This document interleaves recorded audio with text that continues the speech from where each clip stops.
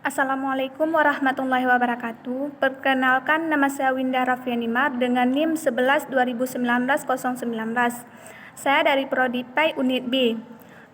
Di sini saya akan menjelaskan tentang pembaharuan Islam di Mesir. Sejarah Mesir dapat kita lihat ketika Mesir berada pada kekuasaan Romawi di timur dengan Bizantium sebagai ibu kotanya, yang merupakan awal kebangkitan Mesir dari abad permulaan Islam yang berkembang menjadi kota dan negara menjadi tujuan setiap orang. Mesir menjadi sangat menarik pada masa kekuasaan Romawi tersebut karena ia mempunyai potensi secara tradisional telah berakar di Mesir. Kerajaan Romawi Timur dengan ibu kotanya Bizantium berlangsung sampai pada pemerintahan Khalifah Umar bin Khattab. Pada pembaharuan Islam di Mesir ini ada beberapa tokoh. Yang pertama ada Muhammad Ali Pasha. Muhammad Ali Pasha ini adalah seorang keturunan Turki. Beliau lahir di Kawalah, Yunani pada tahun 1765 dan meninggal di Mesir pada tahun 1849. Setelah dewasa, Muhammad Ali Pasha ini bekerja sebagai pemungut pajak. Karena berkat beliau yang rajin bekerja, beliau sangat disenangi oleh gubernur dan akhirnya dijadikan menantu oleh gubernur. Setelah kawin, beliau diterima menjadi anggota militer dan berkat kerja kerasnya dan keberaniannya, beliau diangkat menjadi perwira. Pada waktu penyerangan Napoleon ke Mesir, Sultan Turki mengirim bantuan tentara ke Mesir. Di antaranya ada Muhammad Ali Pasha. Bahkan dia ikut bertempur melawan Napoleon pada tahun 1801. Karena rakyat Mesir melihat kesuksesan Muhammad Ali dalam pembebasan Mesir dari tentara Napoleon, maka rakyat Mesir mengangkat Muhammad Ali Pasha ini menjadi wali kota di Mesir.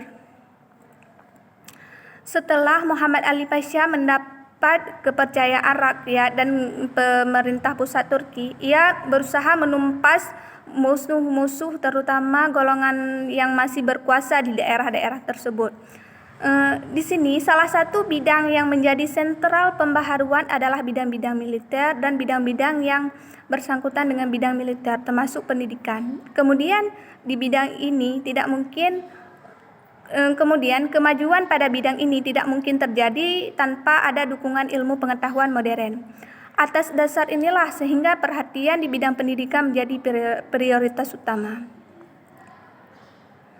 Muhammad Ali Pasha juga berpendapat bahwa kekuasaan dapat dipertahankan hanya dengan kekuasaan dukungan militer yang kuat yang dibentuk melalui ekonomi dan pendidikan. Maka dari itu, pembangunan pendidikan, ekonomi, dan militer segera dilakukan demi kelanggengan kekuasaan di Mesir.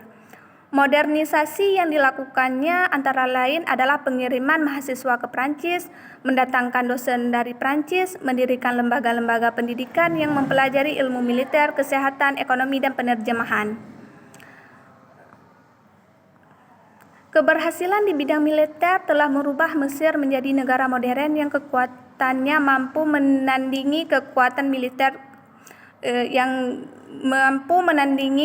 militer kerajaan Utsmani, serta bermuncullah pada tokoh intelektual di Mesir yang kelak melanjutkan gagasan-gagasan beliau, khususnya dalam bidang pendidikan.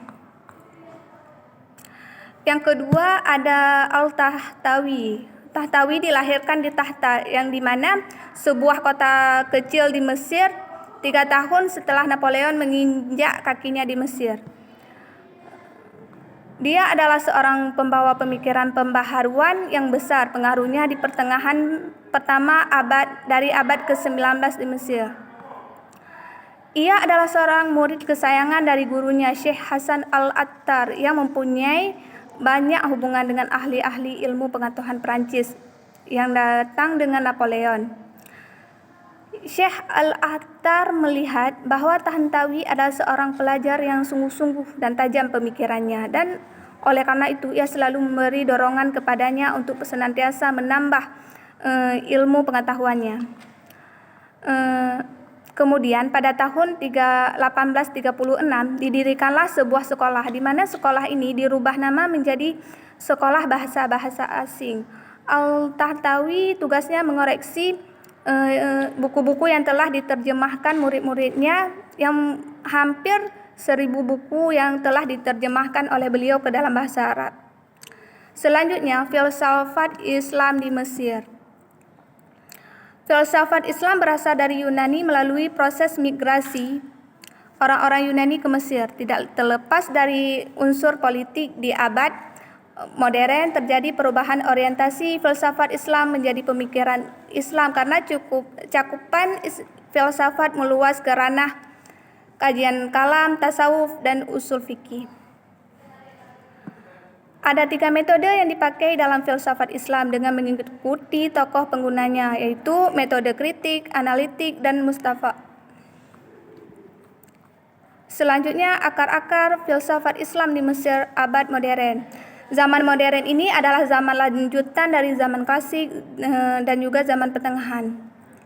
Akar pemikiran modern itu terdiri atas 3 hal, yaitu turas lama yang jauh sebagai perpanjangan dari pemikiran Arab modern, turas lama yang dekat yaitu turas barat semenjak terjadi kontak dengan dunia Islam gelombang pertama dengan Yunani dan Romawi, dan yang ketiga kontak dengan barat modern semenjak kedatangan Prancis ke Mesir.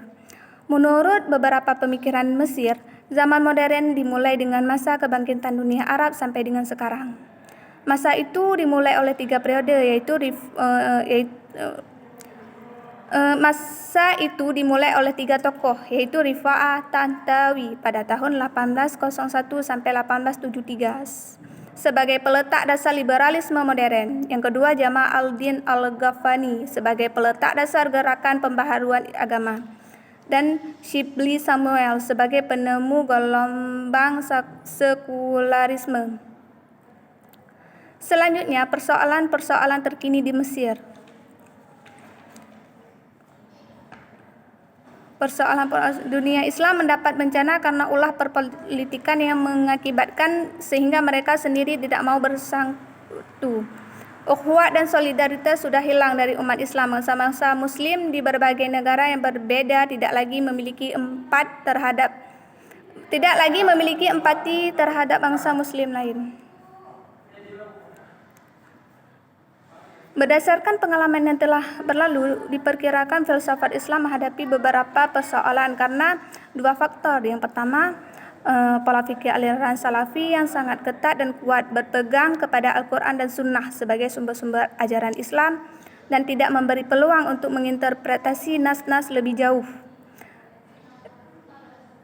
Yang kedua, pola pikir Barat mengatakan bahwa kemajuan hanya diperoleh melalui satu jalan, yaitu melalui metode Eropa dan Barat Amerika. Cukup sekian yang dapat saya jelaskan, lebih dan kurang saya mohon maaf. Saya juga masih dalam proses pembelajaran. Saya akhiri. Assalamualaikum warahmatullahi wabarakatuh.